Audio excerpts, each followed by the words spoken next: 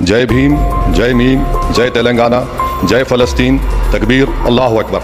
এভাবেই ভারতের সংসদে দাঁড়িয়ে জয় ফিলিস্তিন বলে আওয়াজ তুললেন আসাদুদ্দিন ওয়াইসি। এতেই তোপের মুখে পড়তে হয়েছে তাকে।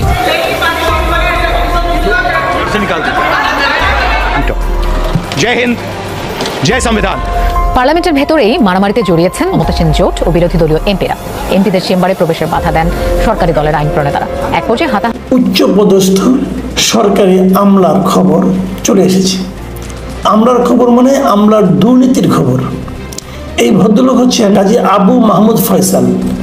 এই ভদ্রলোক জাতীয় রাজস্ব বোর্ড মানে এনবিআর এর প্রথম সচিব মানে ফার্স্ট সেক্রেটারি। খুব বড় একটা পদ, মানে বারবার ঘুরে ফিরে এনবিআর চলে আসছে। মতিউর রহমানের নাম শুনলেন আপনারা, তার সাগর কাণ্ড নিয়ে তার ছেলের কি মানে কত সম্পদ তার, সেটা কিন্তু প্রকাশিত হলো, আমরা জানতে পারলাম। দর্শক, সেই বেনজির নিয়ে ফলো আপ রিপোর্ট শেষ হয়নি। বেনজির পরিবারের 8 ফ্ল্যাট ও 25 একর 27 কাঠা জমির তত্ত্বাবধায়ক নিয়োগ। দেখেন কি পরিমাণ সম্পত্তি, এখন তত্ত্বাবধায়ক নিয়োগ করতে হচ্ছে তাদের। পুলিশের সাবেক আইজিপি বেনজির আহমেদ ও তার স্ত্রী সন্তানদের নামে থাকা 8টি ফ্ল্যাট, 25 একর 27 কাঠা জমি রক্ষণাবেক্ষণের জন্য তত্ত্বাবধায়ক নিয়োগ দিয়েছে আদালত। দুদকের আবেদনের পরিপ্রেক্ষিতে ঢাকা মহানগরের জ্যেষ্ঠ বিশেষ জজ। আসসালামু আলাইকুম প্রিয় দর্শক, ফাইনালি চলে আসলাম আপডেট ও গুরুত্বপূর্ণ কিছু নিউজ নিয়ে আপনাদের মাঝে। প্রিয় দর্শক, অবশ্যই ভিডিওটি শেষ অবধি দেখবেন। দর্শক, আপনাদের কাছে ছোট্ট একটি অনুরোধ, দেশ এবং দেশের বাইরে হলে কমেন্ট বক্সে লিখে জানিয়ে দেবেন, আর চ্যানেলে নতুন হলে সাবস্ক্রাইব করে পাশে থাকা বেল বাটনটি অবশ্যই অল করে দেবেন, কারণ পরবর্তী আপডেট নিউজ সবার আগে পাওয়ার জন্য। প্রিয় দর্শক, আর অবশ্যই একটি লাইক। দর্শক, সেই বেনজির নিয়ে ফলো আপ রিপোর্ট শেষ হয়নি। বেনজির পরিবারের 8 ফ্ল্যাট ও 25 একর 27 কাঠা জমির তত্ত্বাবধায়ক নিয়োগ। দেখেন কি পরিমাণ সম্পত্তি, এখন তত্ত্বাবধায়ক নিয়োগ করতে হচ্ছে তাদের। পুলিশের সাবেক আইজিপি বেনজির আহমেদ ও তার স্ত্রী সন্তানদের নামে থাকা 8টি ফ্ল্যাট, 25 একর 27 কাঠা জমি রক্ষণাবেক্ষণের জন্য তত্ত্বাবধায়ক নিয়োগ দিয়েছে আদালত। দুদকের আবেদনের পরিপ্রেক্ষিতে ঢাকা মহানগরের জ্যেষ্ঠ বিশেষ জজ মোহাম্মদ আসামস জগলুল হোসেন বুধবার এই আদেশ দেন। এই তথ্য নিশ্চিত করেছে দুদকের পাবলিক প্রসিকিউটর মাহমুদ হোসেন জাহাঙ্গীর। এর আগে 12 জুন বেনজির আহমেদ তার স্ত্রী ও সন্তানদের নামে থাকা এই 8টি ফ্ল্যাট এবং 25 একর 27 কাঠা জমি ক্রয় করার আদেশ দেন আদালত।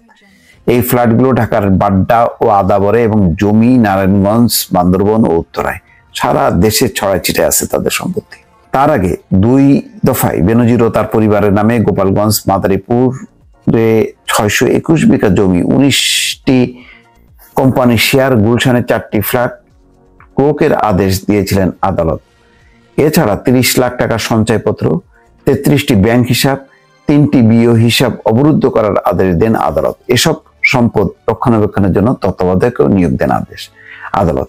আমি একটা কথা বুঝলাম না, যে এই যে একে ওকে দেশে ফিরে আনার বিচার করার কথা বলা হয়, এই যে বেনজির আহমেদ যে সবার সামনে দিয়ে চলে গেল, তো এখন যে গেল তাকে তো আনার ক্ষেত্রে তো মানে সরকারের কোনো পক্ষের কোনো অংশ থেকে খুব দৃঢ় কোনো ঘোষণা দেখি না, যে যেভাবেই হোক না কেন বেনজির আহমেদকে দেশে ফিরিয়ে আনা হবে।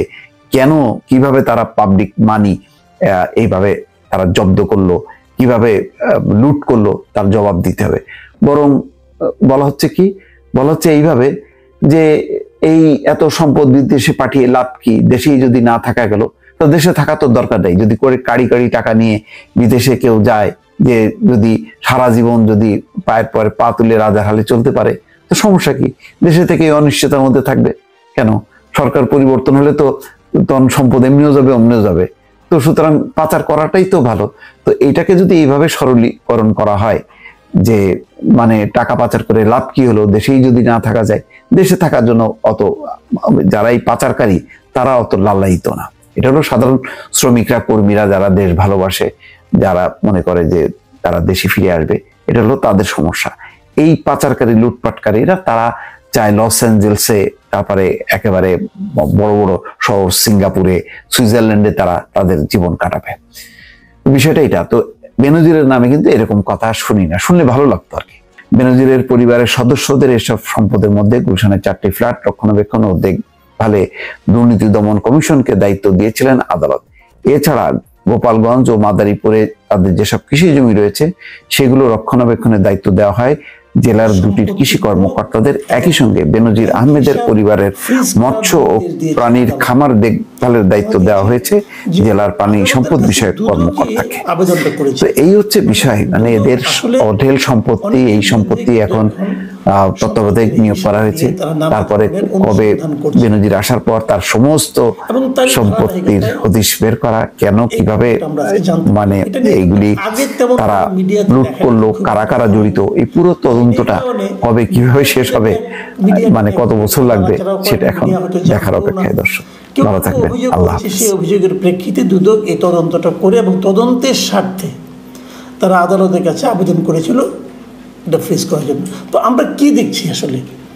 আমরা দেখছি যে বিভিন্ন প্রশাসন অথবা অর্থ সংক্রান্ত মানে আপনার এই প্রতিষ্ঠান কিংবা আপনার আইন শৃঙ্খলা প্রতিষ্ঠান, এই যে প্রতিষ্ঠানগুলো সরকারের মানে রাষ্ট্রের যে প্রতিষ্ঠানগুলো যাদের দায়িত্ব হলো যে দেশে একটা সুশাসন বজায় রাখা, সে সমস্ত ক্ষেত্রে দায়িত্ববান ব্যক্তিদের এই সমস্ত অপকর্ম আমরা প্রতিদিনই জানতে পাচ্ছি।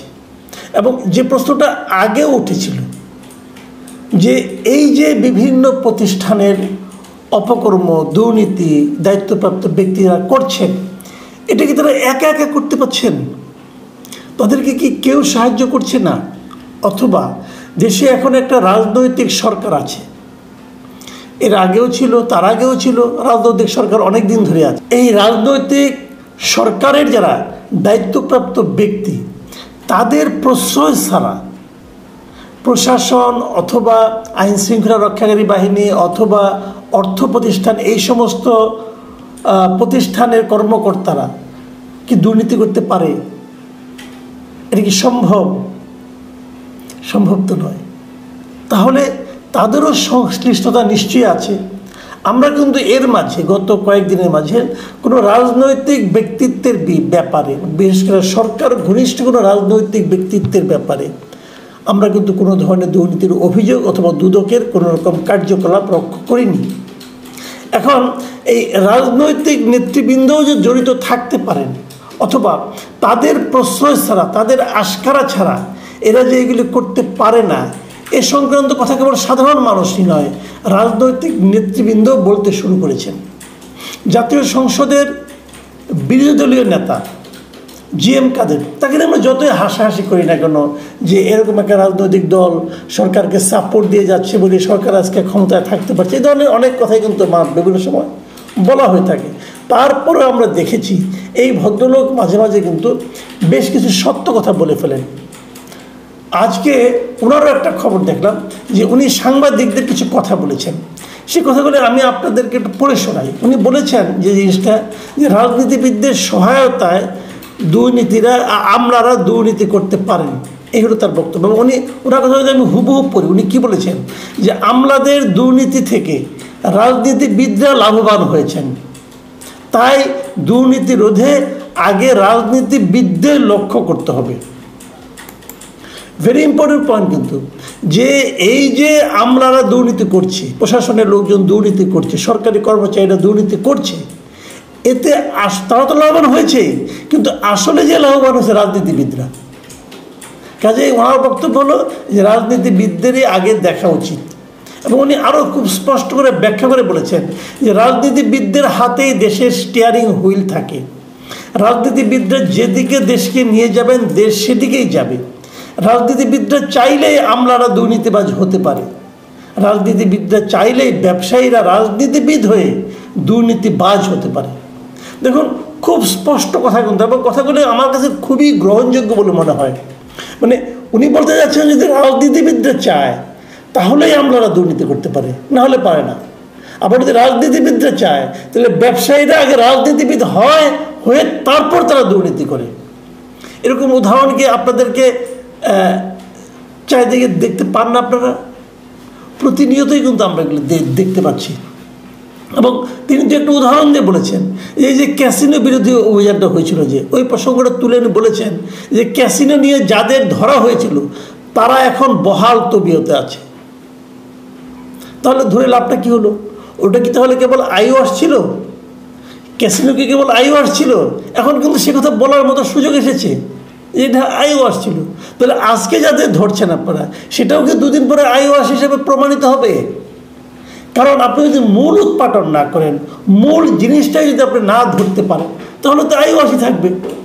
কাজে আপনাকে মূলে যেতে হবে, এবং মূলটা কোথায় সেটাই জিএম কাদের বলেছেন। মূলটা হলো রাজনীতিবিদরা। এবং উনি দেখেন আরও কিছু কথা বলেছেন, সেগুলো আপনাদের আমি উচ্চারণ করতে চাই। তিনি বলেছেন, জবাবদিহিতা না থাকার কারণে দেশে অর্থনৈতিক মন্দা, আইন শৃঙ্খলা পরিস্থিতির অবনতি ও নিরাপত্তার অভাব হচ্ছে। জবাবদিহিতা মানে কি?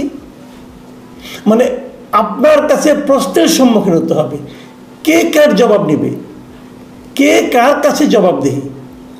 গণতান্ত্রিক রাষ্ট্রের নিয়মটা হলো যে সবাই জবাবদিহিতা থাকবে, হলো সকল জবাবদিহিতা থাকবে হলো জনগণের কাছে।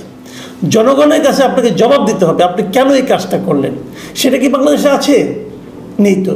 যে দেশে ভোটই নেই, সে দেশের জনগণের কাছে জবাবদিহিতার সুযোগটা কোথায়? কারণ যদি রাজনীতিবিদরা একটা কাজ করলো, যে কাজটা জনগণের পছন্দ না হয়, তাহলে কি হয়? জনগণের সুযোগ থাকে সেই রাজনীতিবিদকে গ্রহণ করার অথবা বর্জন করার। সেই গ্রহণ অথবা বর্জনের ক্ষমতা কি আমাদের দেশে জনগণের হাতে আছে? জনগণকে ইচ্ছা করলে ইচ্ছা বলতে পারবে যে আমি আওয়ামী লীগকে পছন্দ করি না। সেই সুযোগ কি জনগণকে দেওয়া হয়েছে? দেওয়া হয়নি। কারণ যে ব্যালট পেপারটা জনগণের সামনে গত নির্বাচনে আমরা দেখেছি, সেই ব্যালট পেপারে সবাই তো আওয়ামী লীগ। জনগণ যাবে কোথায়? জনগণ ওখানে যেখানেই ভোট দিবে সেটাই তো আওয়ামী লীগের ভোট হবে। কাজেই জবাবদিহিতা নেই। এখন যতক্ষণ পর্যন্ত জবাবদিহিতাটা না থাকবে, ততক্ষণ পর্যন্ত কাজ করবে না। জিএম কাদের সাহেব দুদক নিয়েও কিছু কথা বলেছেন। দুদকের ব্যাপারে ওনার যে মন্তব্যটা, সেটা উনি বলেছেন যে দুদক নিয়ে সাধারণ মানুষের মধ্যে সন্দেহ আছে।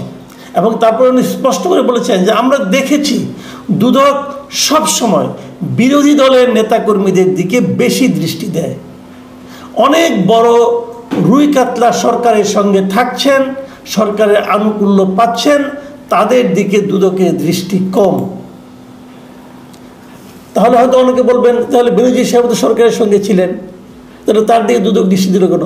দুদক কিন্তু বেনজিরের দিকে দৃষ্টি দিতে চায় নাই। আপনার মনে করে দেখেন, চায় নাই। কিন্তু যখন এখানে রিড করা হয়েছে এবং একজন স্বতন্ত্র এমপি যখন তাদের কাছে চিঠি লিখেছে, তখন তারা অনেকটা বাধ্য হয়ে তারা এইটা দৃষ্টিটা দিয়েছে।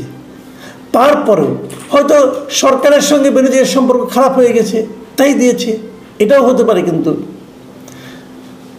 সাধারণ মানুষ আসলে দুদকটি কী মনে করে, এই জিনিসটাই জিএম কাদের মুখে আরেকবার উচ্চারিত হয়েছে। তিনি বলেছেন যে সাধারণ মানুষের ধারণা দুদক ক্ষমতাসীনদের ধরে ধরে ক্লিন সার্টিফিকেট দেয়। দুদক সম্পর্কে এই ধারণাকে একেবারে অমূলক নয়। আপনারা মনে করেন এই যে মতিউর রহমান, আজকে যাকে নিয়ে এত আলোচনা হচ্ছে, এনবিআরের, তার বিরুদ্ধে কিন্তু দুদক 4 বার তদন্ত করেছিল এর আগে, এবং 4 বারই তারা বলেছিল মতিউর রহমান ক্লিন। সেই ক্লিন লোকটার এখন অবস্থা দেখেন। 4 বার দুদক তাকে, যে দুদক তাকে ক্লিন বললো, তাহলে সেই দুদকের তদন্তের ক্ষমতা অথবা দুর্নীতিবাজদের ধরার ক্ষমতা কতটুকু সেটা নিশ্চয়ই বুঝতে পেরেছেন। সেই কথাটাই জিএম কাদের মুখ দিয়ে আরেকবার উচ্চারিত হয়। প্রিয় দর্শক, আমি কোনো কিছু বলছি না, খেলে আপনারা ভাবুন একবার যে আসলে আমাদের রাজনীতিবিদদের প্রকৃত অবস্থাটা আসলে কোথায়। তারাই কি সমস্ত দুর্নীতিকে টিকিয়ে রাখছে? তারাই কি দুর্নীতিকে উৎসাহ দিচ্ছে? এ প্রশ্ন থাকলো। আজ এ পর্যন্তই প্রিয় দর্শক, আল্লাহ হাফেজ।